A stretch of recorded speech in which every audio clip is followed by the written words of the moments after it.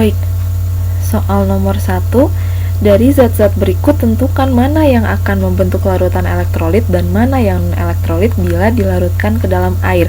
Jadi, kelima senyawa ini harus dilarutkan dulu ke dalam air untuk mengetahui apakah bersifat elektrolit atau non-elektrolit. Baik, kita langsung mulai saja. Poin A. Poin A itu glukosa atau C6 H12O6 dilarutkan ke dalam air, artinya direaksikan ke dalam air ya, ditambah H2O akan membentuk larutan glukosa.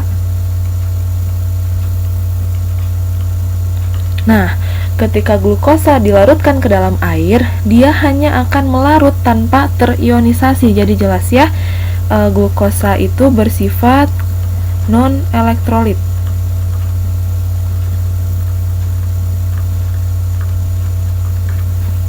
Poin B, benzena atau C6H6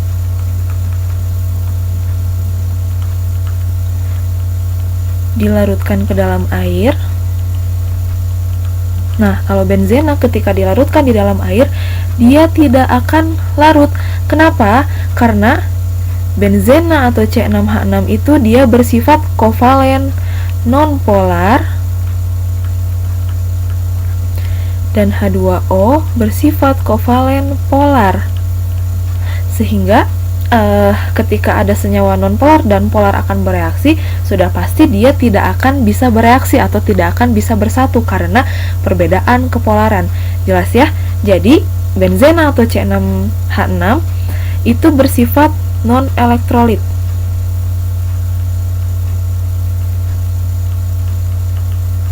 Baik, poin C itu KCl atau kalium klorida. Kita langsung reaksikan dengan air.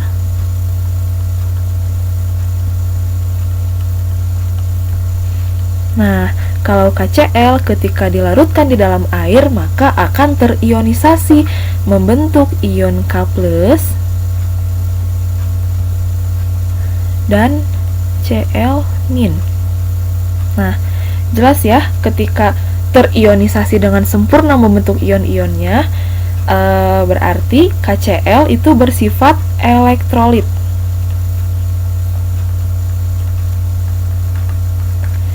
Poin D, urea atau CONH2 dua kali. CONH2 dua kali dilarutkan di dalam air. Nah, urea sama dengan glukosa ya, jadi ketika dilarutkan dalam air, dia hanya akan melarut, membentuk larutan urea.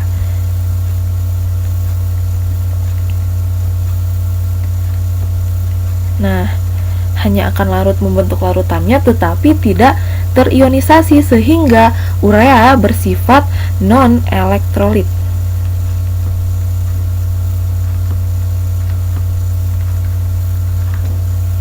Yang terakhir, poin E, amonia atau NH3. Sama, dilarutkan ke dalam air. Nah, kalau NH3 karena dia bersifat basa lemah, nanti dipelajari di semester 2 kelas 11 ya untuk lebih lengkapnya. Nah, jadi NH3 ini bersifat basa lemah, sehingga ketika dilarutkan di dalam air, dia terionisasi, tetapi hanya terionisasi sebagian. Jadi, tanda panahnya itu bolak-balik. Menjadi NH4+ ditambah OH-. Nah, meskipun dia terionisasi sebagian, tapi tetap saja terionisasi kan, sehingga amonia atau NH3 bersifat elektrolit.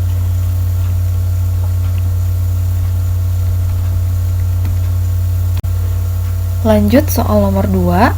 NaCl dan AgCl keduanya merupakan senyawa ionik. Jika dilarutkan dalam air, NaCl membentuk larutan elektrolit kuat, sedangkan AgCl membentuk larutan elektrolit lemah. Apa yang membedakan kedua zat tersebut? Jelaskan. Baik, ada dua faktor utama yang mempengaruhi mengapa NaCl bersifat elektrolit kuat, sedangkan AgCl bersifat elektrolit lemah. Faktor yang pertama yaitu kemampuan ionisasi. Kemampuan ionisasi.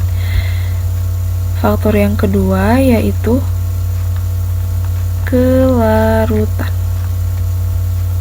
Oke, kita tuliskan dulu masing-masing persamaan reaksinya. Yang pertama, NaCl direaksikan dengan air akan terionisasi membentuk ion Na+ dan Cl-. Reaksi yang kedua,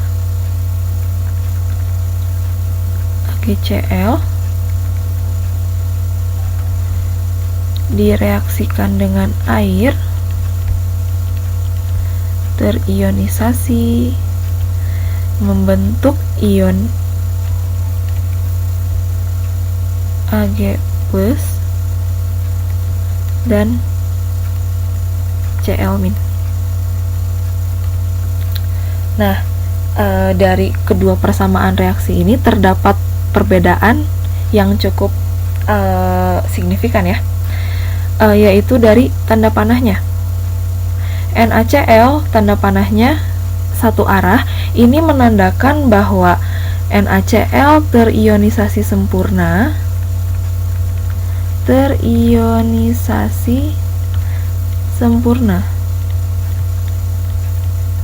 membentuk ion Na+ dan Cl-. Karena terionisasi sempurna, maka ion-ion yang terbentuknya pun sangat banyak, sehingga NaCl bersifat elektrolit kuat. Lalu dari segi kelarutan, NaCl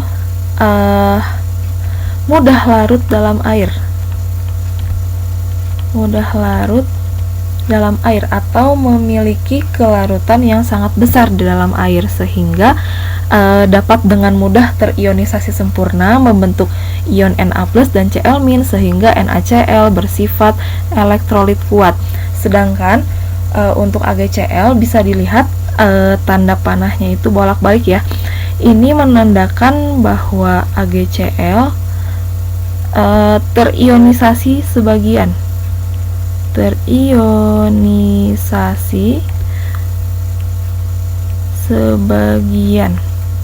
Nah, karena terionisasi sebagian, maka ion Ag+ dan Cl- yang terbentuknya itu sedikit. Maka AgCl bersifat elektrolit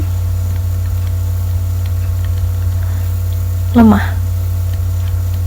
Lalu dari segi kelarutan, AgCl sukar larut ya, sukar larut dalam air atau memiliki kelarutan yang rendah di dalam air, sehingga ion-ion yang terbentuknya pun, ion Ag+ dan Cl- yang terbentuknya pun sedikit, sehingga AgCl bersifat elektrolit lemah. Selain itu,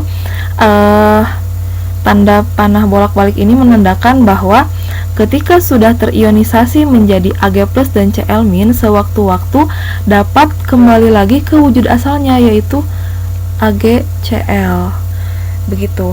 Itu yang menyebabkan mengapa NaCl bersifat elektrolit kuat, sedangkan AgCl bersifat elektrolit lemah. Lanjut soal terakhir, yaitu soal nomor 3. Asam cuka atau CH3COOH dan etanol atau C2H5OH keduanya dapat larut dalam air. Senyawa apa yang akan membentuk larutan elektrolit lemah dan senyawa apa yang akan membentuk larutan non-elektrolit? Jelaskan. Baik, seperti biasa kita tuliskan dulu persamaan reaksinya ya. Yang pertama, CH3COOH. Nah, ketika dilarutkan di dalam air,